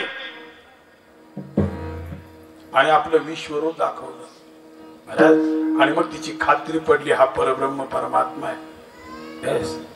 मग एक काम कर ना, 14 वर्ष फक्त तुम्हाला वनवासाला पाठव. पण पाठवणार कशी? कशी पाठवणार? आणि मग आईनं सांगितलं एक काम कर, एक काम कर. म्हटले काय? बाहेर काही नाही का? हे तू गुरु वशिष्ठांना विचार. पण गुरुजींकडे जाऊ कसा मी परस्पर? आणि काय झालं पुन्हा ठाऊक, त्या दिवशी भगवान रामाला झोप नाही आली महाराज. हो, झोप नाही आली. एखाद्या माणसाला एखादी विशिष्ट चिंता आली ना तर त्याला झोप नाही येत महाराज. एवढंच काय तुम्हाला सांगतो मी, माझ्यावरून सांगतो. एखादा विषय जर कधी आठवला आणि तो जर नीट जर डोक्यात आला नाही ना तर कधी कधी रात्रभर आपण ते पुस्तक घेऊन वाचतो. तुम्हाला एखादी कुठेतरी तो राग तुम्हाला आवडला असेल, तो बसला असेल, आणि जर तुमच्या पुन्हा तो डोक्यात बसला तर गेल्या गेल्या तुम्ही त्याचा नाद सोडून झोपणार नाही. तो कसा मानला होता, त्याची ठेवण कशी होती, काय होती, ती पहिली डोळ्यासमोर आणणार माणूस. कलाकार खरा असला तर घड़ी भर के बेशरम दिन भर का आराम, कोई बात नहीं, चलो. पहाट झाली, 3 वाजले आणि पहाटे वशिष्ठ स्नानाला आले. आणि भगवान राम कुठे फिरत होते? शरयूच्या तटावर. बार काय नाही का? अंधारामध्ये कोणी कळलं नाही. आणि तिकडून वशिष्ठजी आले, इकडून भगवान राम. आणि कोण एवढ्या पहाटे अंधारामध्ये शरयूच्या तीरावर आहे. आणि मग जवळ आल्याच्या नंतर त्यांनी ओळखलं आणि म्हणाले राम. जसा राम शब्द ऐकल्याबरोबर गुरुजींचा आवाज अंधारामध्ये, तसंच श्री संतांची माथा चरणावरी प्रणाम केला. रामा, आज एवढ्या रात्रीचा इकडे? आणि मग सांगितलं, गुरुजी, बाबा मला राजगादीवर बसवायचा विचार करतायत. तुम्ही त्रिकाल ज्ञानी आहात, खरं सांगा माझा अवतार कशासाठी झालाय? हो, राजगादीवर बसण्यासाठी थोडा झालाय. आणि म्हणून मला 14 वर्षाचा वनवास घेण्यासाठी किंवा रावण कुंभकर्ण मारण्यासाठी जावं लागेल. तू एक काम कर रामा, सकाळी गेल्याच्या नंतर हे कैकई जवळ माग. आणि कैकईला फक्त एक माग का, माझी एक इच्छा आहे तेवढी पूर्ण कर. कैकई तुझ्यासाठी प्राण सुद्धा द्यायला तयार आहे. पण हे कैकई केवळ होकार देईल तेवढ्यावर सोडू नको. तिचा हात तुझ्या डोक्यावर घे, शपथ खायला लावू तिला आणि मग माग. सकाळी गुरुजींनी सांगितल्याप्रमाणे राम गेले. गेल्याच्या नंतर कैकईच्या जवळ गेले. आई, आज माझी एक इच्छा पूर्ण करशील? म्हणजे रामा, एक नाही 10 सांग, मी तुला द्यायला तयार आहे. आणि ठेव माझ्या डोक्यावर हात. कैकईनं डोक्यावर हात ठेवला. आणि मग भगवान राम म्हणाले, आई, माझा अवतार कशासाठी झालाय सांग ना? रावण कुंभकर्ण मारण्यासाठी माझा अवतार झालेला आहे ना. आणि मला हेही कळलेलं आहे. आईनं सांगितलं, रामा, रावण आणि कुंभकर्ण मारण्यासाठी अवतार झालाय, परंतु माझंही एक काम कर. काय काम करायचे? मुकुट राज दरबारामध्ये नाहीये, तो वालीकडे आहे. तेवढा राज मुकुट तिथून रावणाकडे गेलाय. रावणाकडे गेलाय कसा गेला? तिने सगळी झालेला सगळा प्रकार सांगितला. आणि म्हणून ज्यांनी कधी रामायण ऐकलं असेल ना, त्यांना एवढंच माहिती असेल, तो मुकुट रावणाच्या डोक्यावर होता. 100% तुम्हाला पुरावा मी देतो. ज्या वेळेला अंगद शिष्टायला गेला ना महाराज, अंगद शिष्टायला, त्यावेळेला अंगदानं आपला पाय रावला आणि सांगितलं, माझा पाय जर उचलून दाखवला तर मी सीता हरलो म्हणून समज जा. रामाला न विचारता बायको कोणाची पैन लावतोय कोण? बरं, दुसरी गोष्ट खरं सांगा, ज्याला कैलास पर्वत उचलता येतो त्याला अंगदाचा पाय उचलता आला नसता का? पण कोणाच्या जीवावर बोलला तो? धरणी मातेच्या जीवावर बोलला तो. पाय जमिनीवर ठेवलाय, तेवढा जमिनीपासून वर करून दाखव, सीता हरलो असं मी समजेल.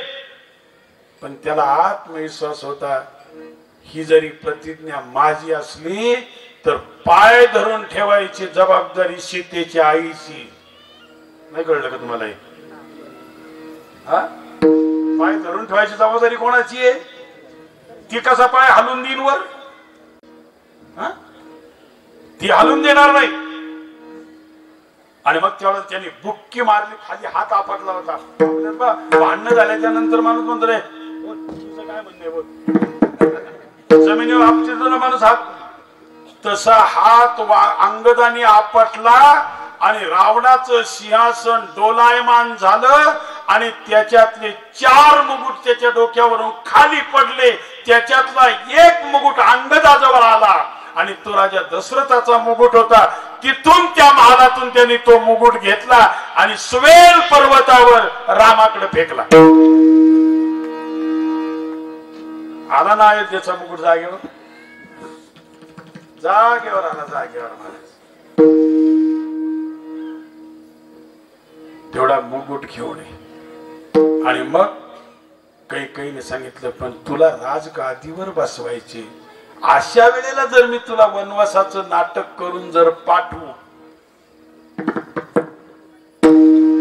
रामा खरंच सांगते मी तुला वनवासाला मी पाठवते, एक होईल, राजा दशरथांनी माझ्या वडिलांना दिलेलं वचन सुद्धा पूर्ण होईल. काय? कारण त्यांनी माझ्या वडिलांना वचन दिले, माझ्या पोटी जन्माला येणारा पोरगाच मी राजगादीवर बसवील. जर कधी भरत राजगादीवर बसतो तर धर्माचं उलटी रीत होते, कारण ज्येष्ठाचा अधिकार आहे बसण्याचा. आणि म्हणून राजा दशरथानं ते वचन पूर्ण केलं.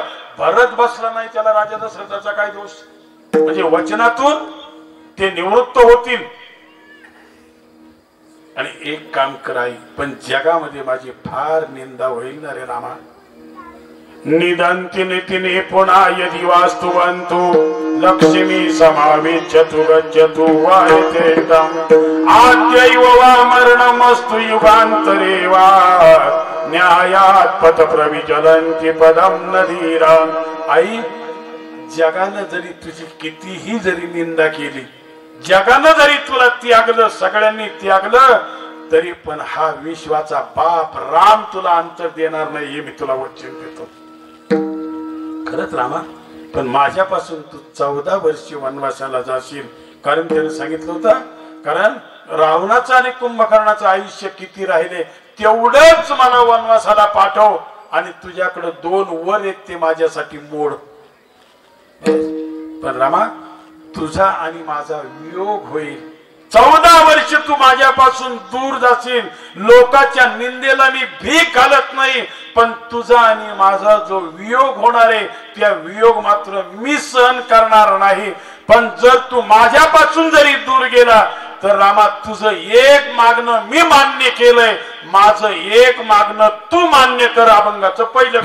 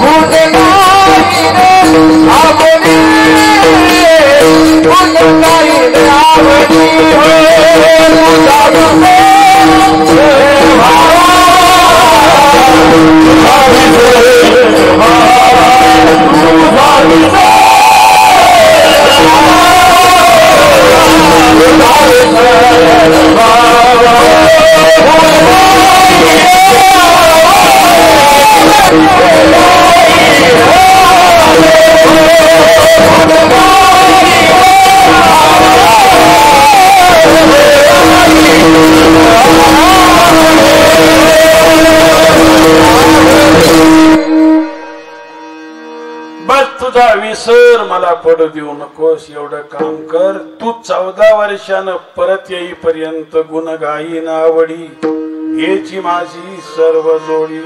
आणि मग कैकेयीनं एक प्रसंग अजून काम सांगितलं जाता जाता.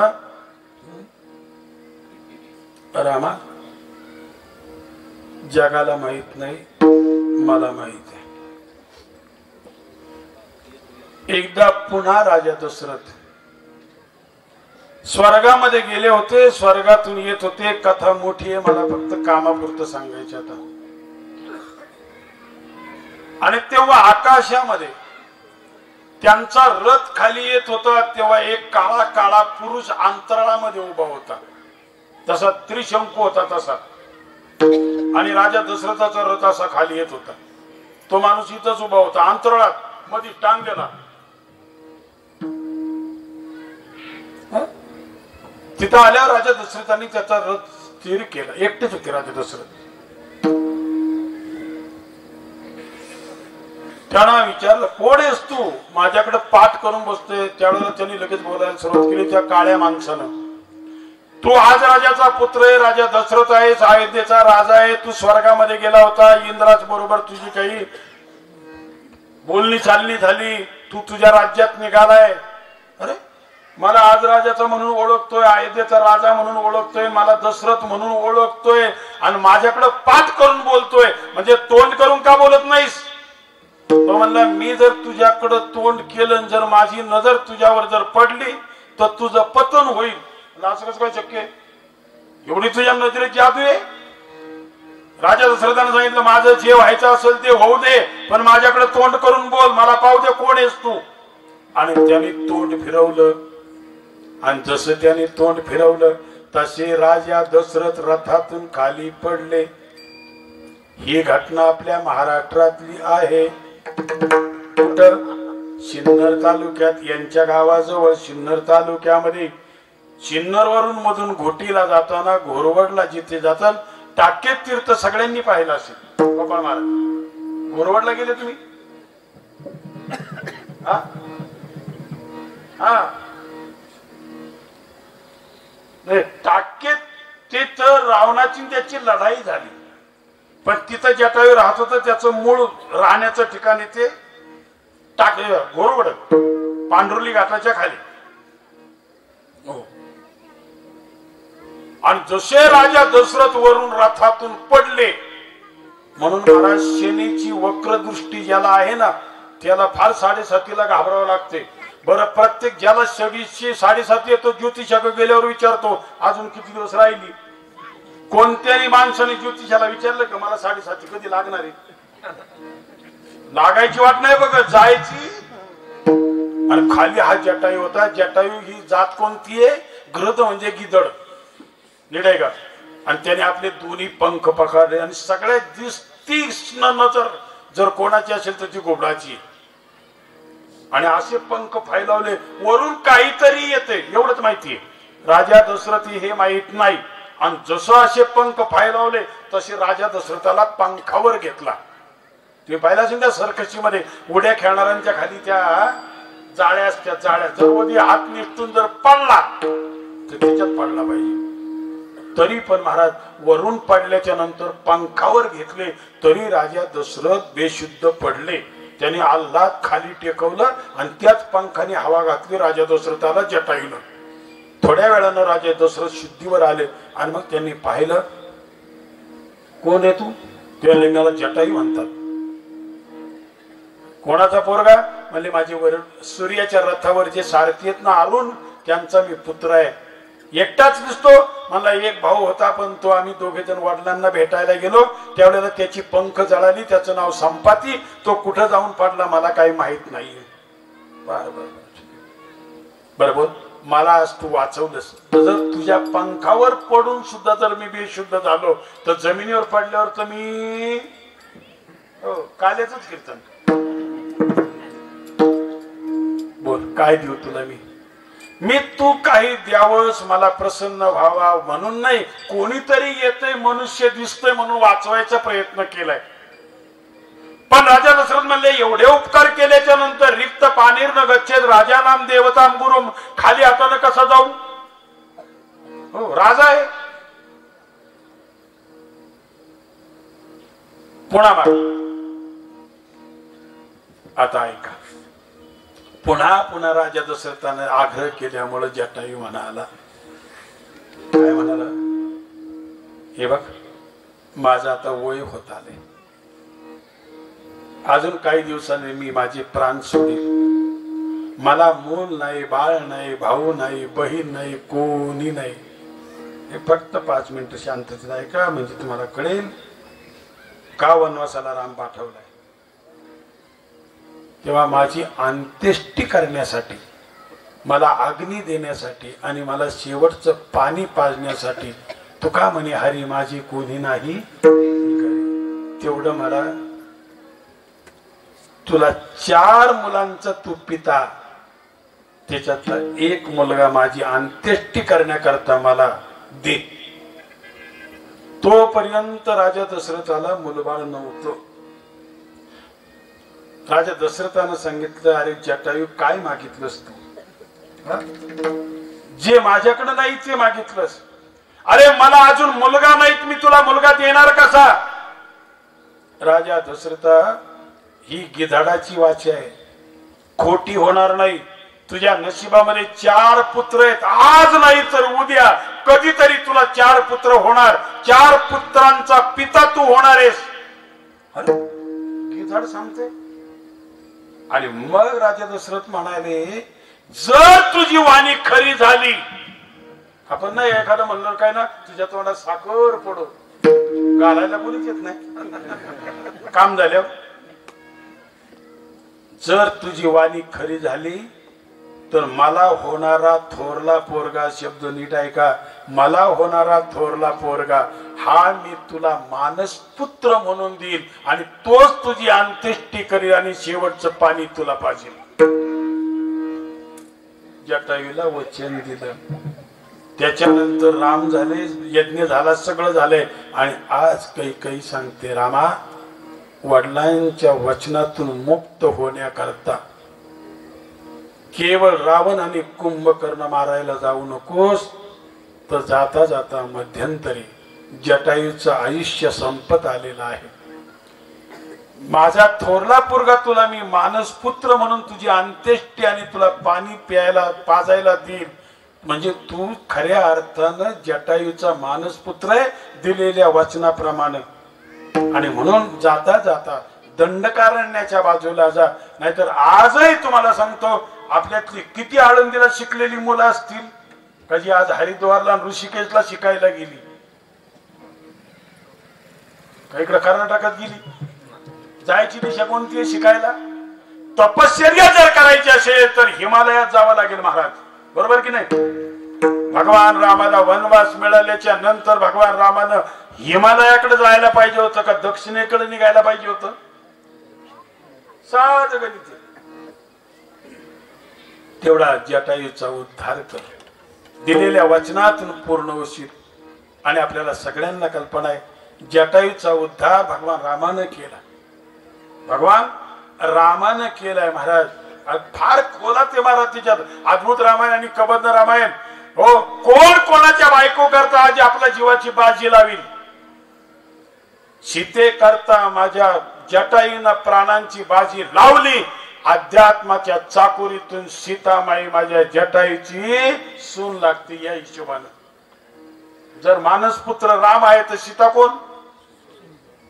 हा, हो, सगळ्या म्हाताऱ्यांना ध्यानात ठेवा, सून करता प्राणांची बाजी लावा, पण तिला जाळून घ्यायची पाळी नका आणू. नाही कळलं काय? विठाला माघारी आले आणि आज भगवान रामाचा राज्याभिषेक होता. स्नान झाली, मंगल स्नान झाले. वशिष्ठांनी हाताला धरलं. वशिष्ठांनी हाताला धरून भगवान रामाला राजगादीवर बसवलं, सोन्याच्या सिंहासनावर बसवलं. त्यांना तिलक केला, बसायची व्यवस्था केलेली होती. सगळे अयोध्येचे नगरवासी लोक पुढे बसले होते. गुरुजन सगळे बाजूला बसले होते. आणि एका बाजूला तिन्ही माता एका आसनावर बसल्या होत्या. कशा? त्यांचा क्रम कसा आहे? थोरली कौशल्य आहे, दुसरी सुमित्रा आणि तिसरी कैकेयी आहे. पण आज तशा नव्हत्या बसल्या. थोरली कौशल्या बसली, मधी कैकेयी बसली आणि कडेला सुमित्रा बसली. दोघींच्या मध्ये कैकेयी होती. आज समाजाची निंदा सहन केलेली कैकेयी आज. आणि जेव्हा तिलक झाला आणि तिलक झाल्याच्या नंतर भगवान रामाच्या डोक्यावर वशिष्ठांनी सोन्याचा मुकुट, राजमुकुट ठेवला. आणि जसा राजमुकुट ठेवला, आपल्याकडे पाहतो एखाद्याला फेटा बांधला, लग्नात टोपी घातली का तो त्याच्या तोंडाकडे नाही पाहत, फोटोग्राफरच्या तोंडाकडे पाहतो. काही काहींना तर इतकी बेकार खोड आहे महाराज. एखाद्याचा काही सत्कार किंवा त्याचा सत्कार होणार असेल ना, तर आपला मोबाईल पहिला तो ऑन करून त्याच्याकडे देतो. एवढा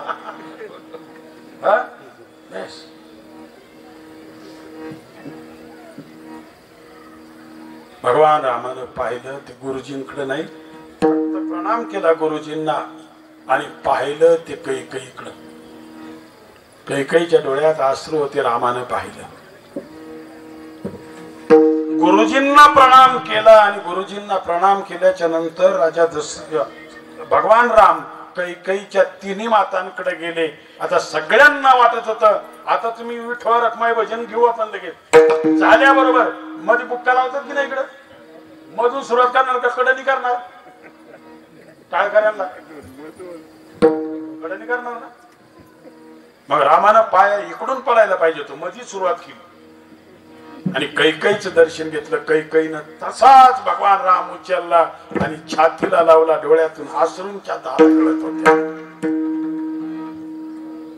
आई, आता डोळ्यात अश्रूंच्या धारा का? रामा, फार सहन केलं रे, फार सहन केलं, परंतु त्याचं मला दुःख नाहीये.